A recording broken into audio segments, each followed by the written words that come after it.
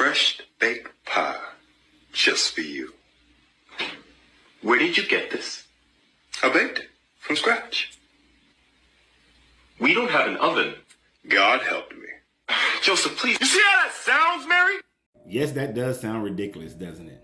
It does, and many Christians still use those types of terminologies today. But that's not what I want to talk about on this video. What I want to talk about on this video is the fact that this idea of the virgin birth of Jesus was a gross mistranslation of prophecies from Isaiah 7 that was defended in earnest by Justin Martyr. Now, many people know Justin Martyr, and we use the term "you've been martyred" as someone dying for the cause. But if you actually did some research on Justin Martyr did more killing than he did dying.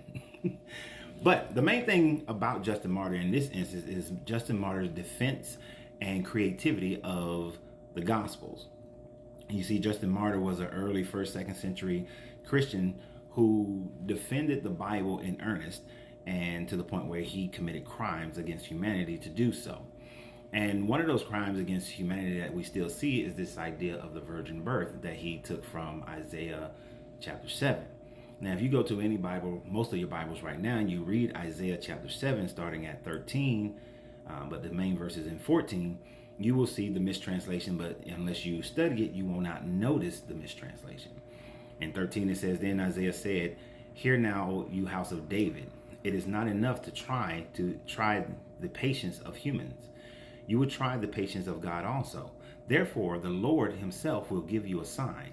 The virgin will conceive and give birth to a son and call him Emmanuel.'" Now, if you just took that at face value, you would say that this is a prophecy about Jesus. But there are two very significant changes in verse 14. One, the word virgin. In the Greek Septuagint, that word is pantheos. Now, the problem with pantheos is that it does mean virgin, but it could also mean young woman. The Greeks, in their mistranslation, took the Hebrew word that was there, which was Alma, which in the Hebrew only means young woman of marriageable age. It does not mean virgin at all. It means a young woman of marriageable age. In everywhere else in the Old Testament where it's meaning to be a virgin, it used the word Bethula. Now, Bethula, where like in Deuteronomy, it says that if a young virgin is raped by a man and he has to pay the 50 pieces of silver. You've heard me talk about that many times. And then she has to marry that man. It uses the word Bethula to mean virgin. That word definitely just means virgin. So why the confusion with the Greek Septuagint?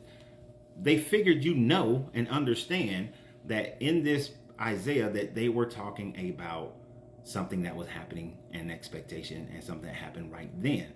Because they also changed the will from the word will to have. The original version says a young woman has conceived and give birth to a son and will call him Emmanuel, God is with us. Meaning that God would be with the Jewish people, the Hebrew people at that time. It goes on to say that he will eat curds and honey, and when he knows enough to reject the wrongs and choose the right. For before the boy knows enough to reject the wrong and choose the right, the land of the two kings you dread will be laid waste. The Lord will bring on you and on your people and on the house of your fathers a time unlike any since Ephraim broken away from Judah. He will bring the king of Assyria. Especially that last part, the king of Assyria. If you think about when Jesus came around, there was no king of Assyria who was around because the entire region was controlled by the Roman Empire.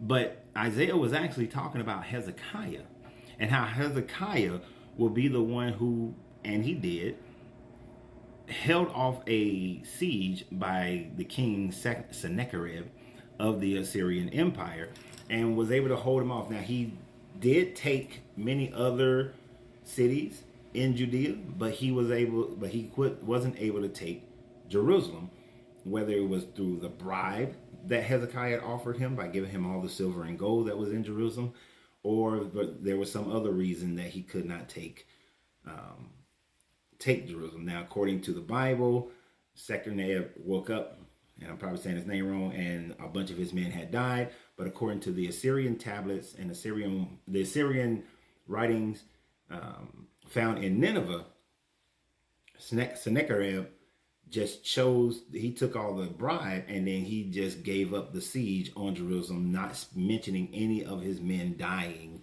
one morning from some strange reason. So you have two competing stories, the Assyrian story and the Hebrew story. And we know stories are always written to benefit whomever the people who are writing the story, not so much what the truth actually is. So for one reason or another, Jerusalem was not taken by the Assyrians. But clearly here in Isaiah, since he's talking about the two kings and he's talking about Assyria, he's literally talking about Hezekiah, and in 722, how he defended and kept Jerusalem from being sacked by the Assyrians. And the fact that it is a very well-known mistranslation of the word Alma to Pantheos, and that it was changed from will conceive to have conceived. This is not talking about your Jesus character. But since the writers of Matthew were going off of the Septuagint, instead of going based on the Hebrew, they took the Greek writings, because the Greeks were in charge of that area until about the 2nd century BCE.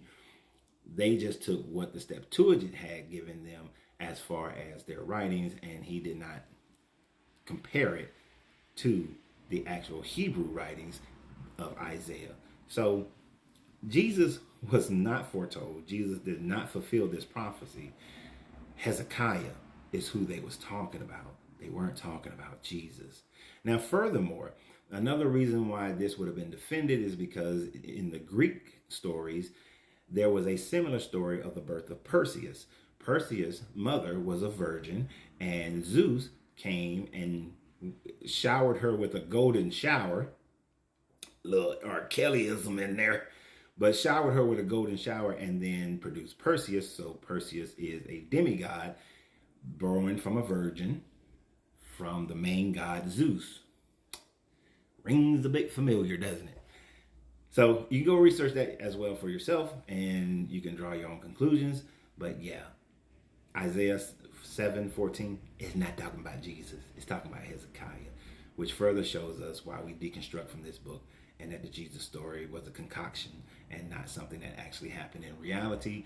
And these things of a virgin birth were done so that no other religions of the day could outdo this new writing of Christianity. So y'all have a great day. And remember always, you got to free yourself to be yourself, because your greatness is non-negotiable. Good journey, good vibrations.